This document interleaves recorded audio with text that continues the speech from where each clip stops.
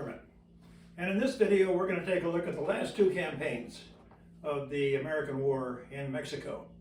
These are the campaigns that brought General Scott and his army up to the gates of Mexico City and then into the city itself to occupy the capital of Mexico, allowing negotiations to move forward, which took a considerable amount of time, but eventually there came an agreement that brought the war to an end.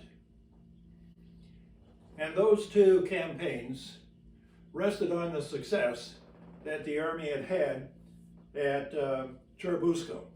Following that battle, General Scott paused to allow for negotiations which the Americans hoped would end the war at that point on their terms. The talks stalled when General Santa Anna rejected President Polk's conditions, and of course the Mexicans began rebuilding their army and preparing for the defense of Mexico City. On 6 September 1847, the armistice came to an end, and the next day a large group of Mexican horsemen were observed around a complex of massive stone buildings known as El Molino del Rey, or the King's Mill.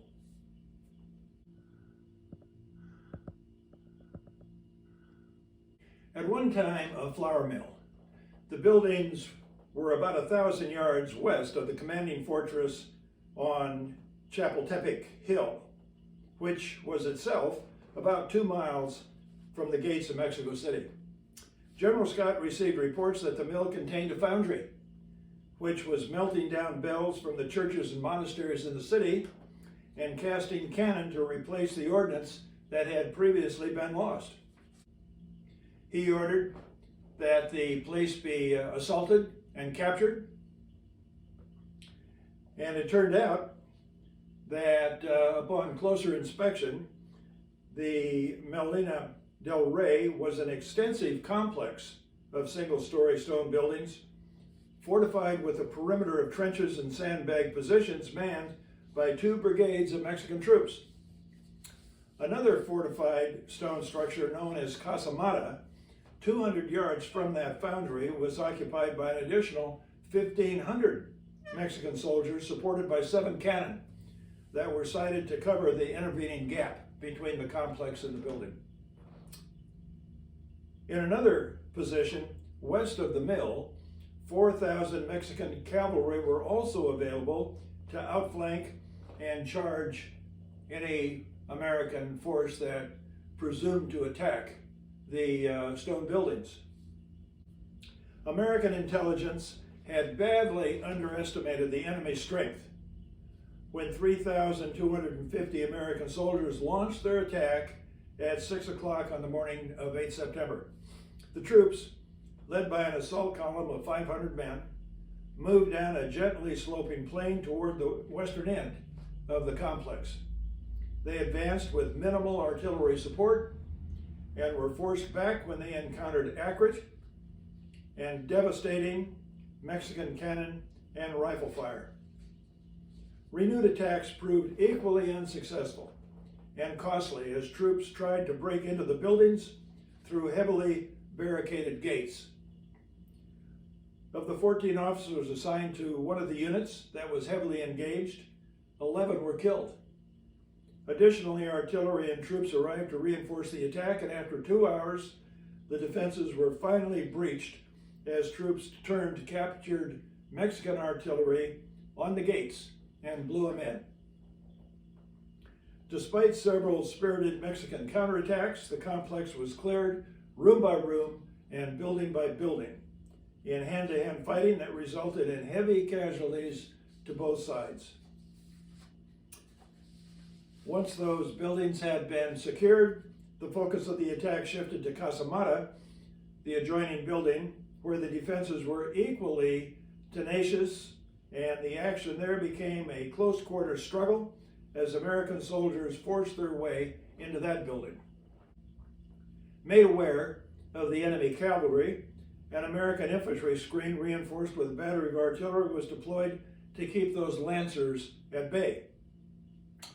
American casualties were 116 men killed, 671 wounded, and 22 missing.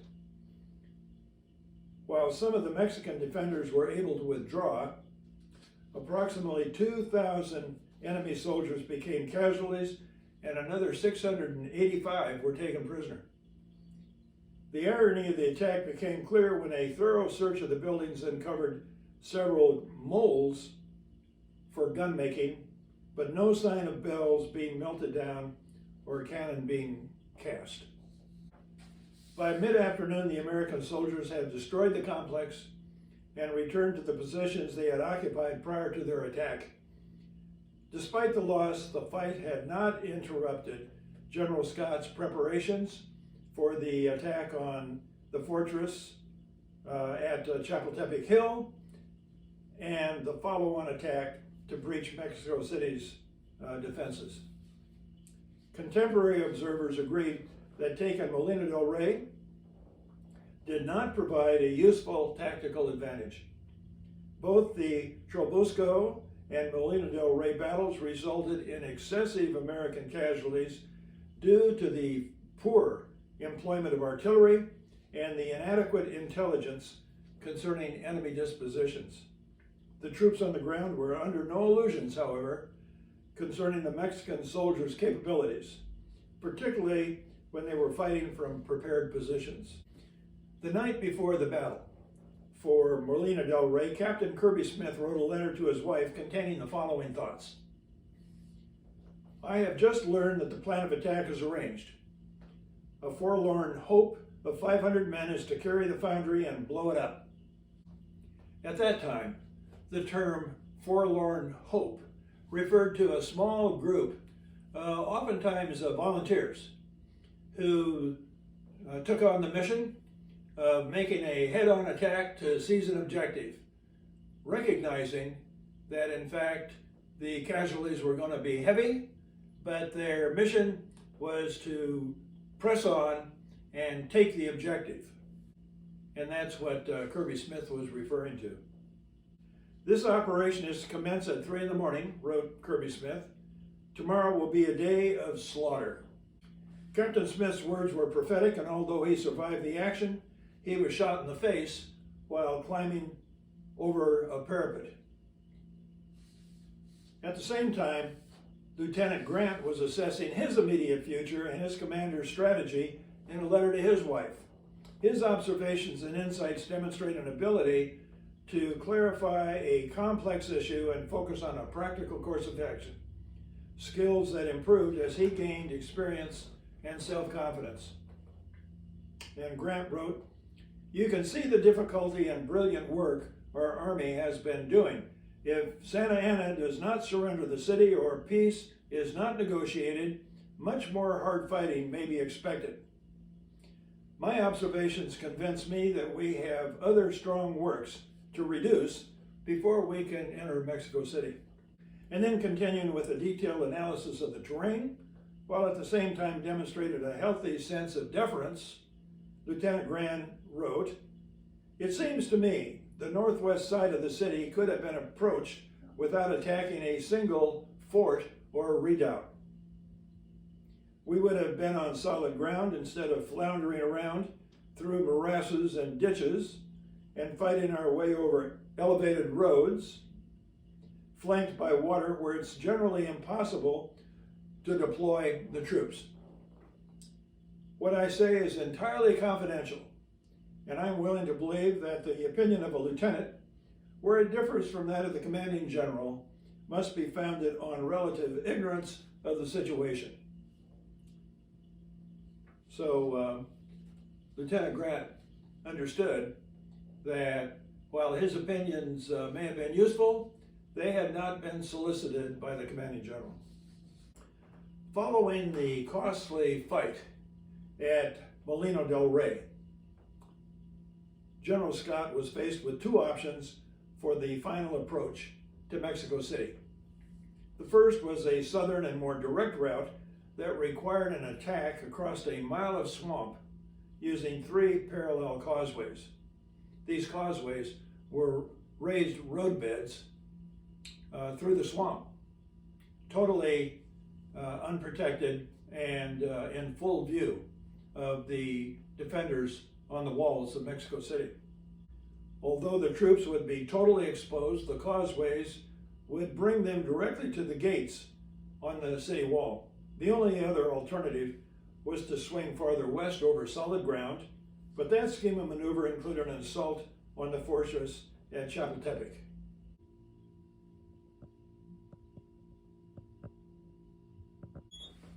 A detailed reconnaissance of the ground by the topographical engineers found that the Mexicans had connected those three causeways through the swamp and were building defensive positions on those causeways, as well as reinforcing other defenses closer to the city wall.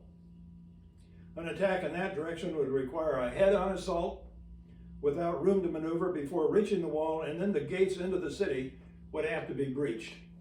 The Chapultepec fortress was also formidable and appeared to be heavily defended. On 11 September 1847, General Scott called a meeting of his division commanders and the engineers to hear their opinions and their recommendations. Lieutenant Colonel Lee argued for massing an attack over the causeways, while Lieutenants Beauregard and Tower favored attacking Chapultepec and approaching the city from the southwest. General Scott settled the issue by ordering the main attack on the Chapultepec fortress with a diversion that would first be conducted against those southern causeways, hoping to focus Santa Anna's attention on that diversion. The following morning, troops began demonstrations on the causeways, and at the same time, infantry units approached Chapultepec and artillery opened a well-coordinated schedule of preparatory fire.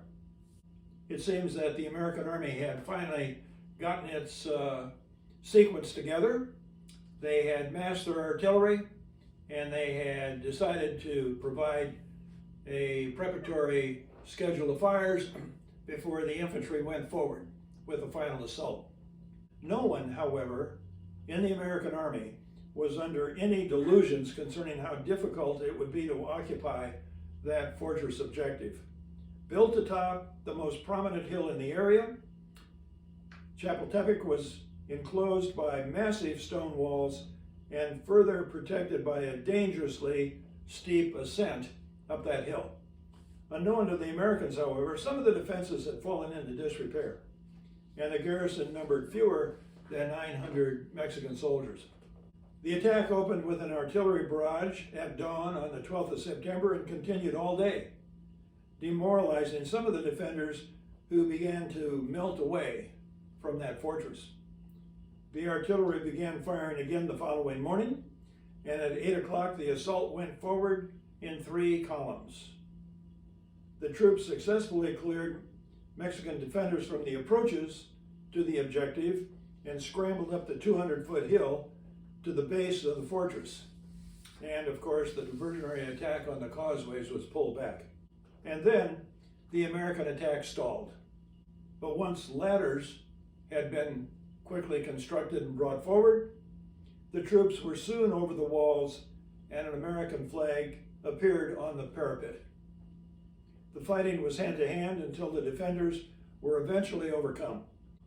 Major James Longstreet was among the first into the fortress, but he was shot in the leg, and he handed off the national colors, which he had been carrying, to Lieutenant George Pickett, who then climbed to the top of the building and ran the national colors up the flagpole. During the battle, 5 Mexican military academy cadets, aged 13 to 19, refused to surrender and fought on until they were killed. The last cadet wrapped his body in the Mexican flag and jumped from the wall to keep the colors from falling into American hands. Today, a mural depicting that event decorates the ceiling of the National Palace in Mexico City, showing the cadet falling from above. Celebrating soldiers mobbed General Scott when he arrived, and once the fortress was secure, the attack on Mexico City's walls began, with units advancing toward 3 of the city gates. After a hard fight that involved confronting a cavalry charge, tunneling through houses, and infiltrating Mexican positions, American soldiers breached one of those gates soon after 1 o'clock in the afternoon, and they quickly established a perimeter inside the city. By 6 o'clock that evening, troops had also broken through a second gate, allowing them to get into the city. Casualties for the day included 130 American soldiers killed, 703 wounded, and 29 missing and unaccounted for, while the Mexicans lost approximately 3,000 soldiers and had 823 men captured by the Americans. General Santa Anna still had about 12,000 Mexican troops in the city, but during the night he ordered his army to begin a withdrawal. At 4 o'clock the next morning, the city fathers appeared at General Scott's headquarters to surrender the city, to provide him a key to the gates, and as the sun rose, Old Glory could be seen flying over the National Palace. On the previous day, the sight of the flag over Chapultepec had been the signal for Colonel Harney to execute those 30 San Patricios. And it also caused General Santa Anna, watching from the city wall, to exclaim, "If we were to plant our batteries in hell, the damned Yankees would still take them away from us."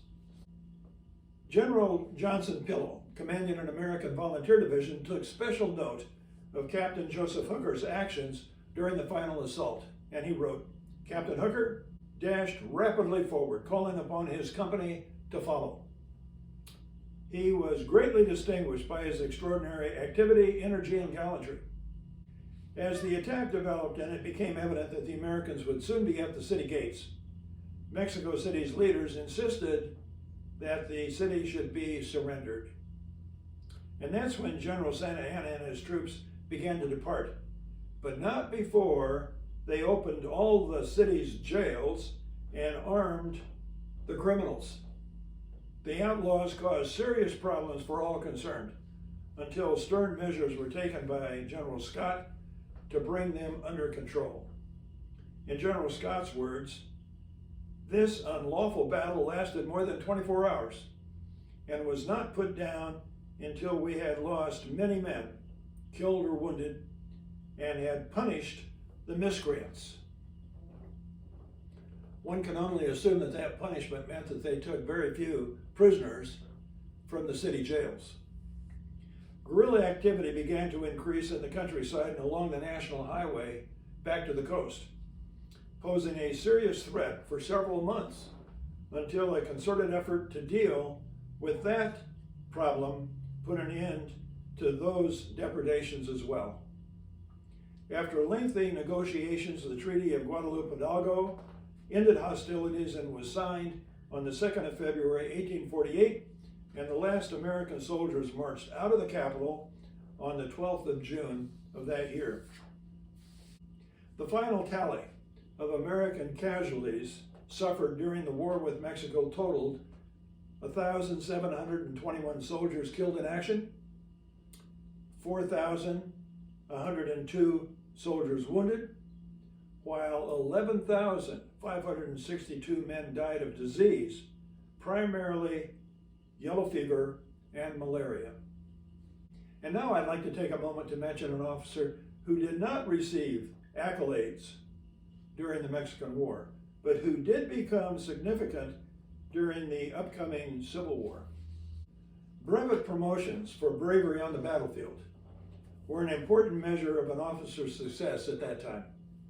And although Lieutenant Grant was assigned as a regimental quartermaster, he left his wagons in the rear at every opportunity and got involved in every fight that was available to him, from the opening gun in northern Mexico until the eventual capture of Mexico City.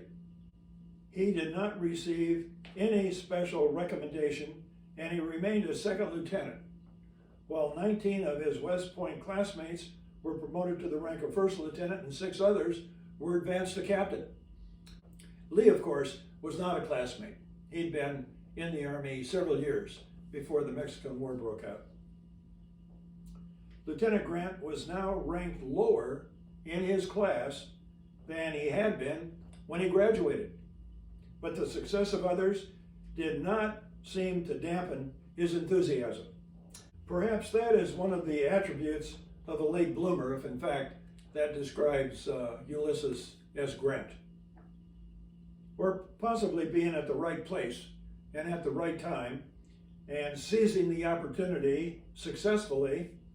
Perhaps that better describes Grant's eventual professional advancement. But under any circumstance, we're going to hear a great deal more about U.S. Grant in upcoming videos. So this finishes out the campaigns that describe the American War in Mexico. I appreciate any comments that you have, and until we open the chapters on the American Civil War, I wish everybody the best, and God bless the United States.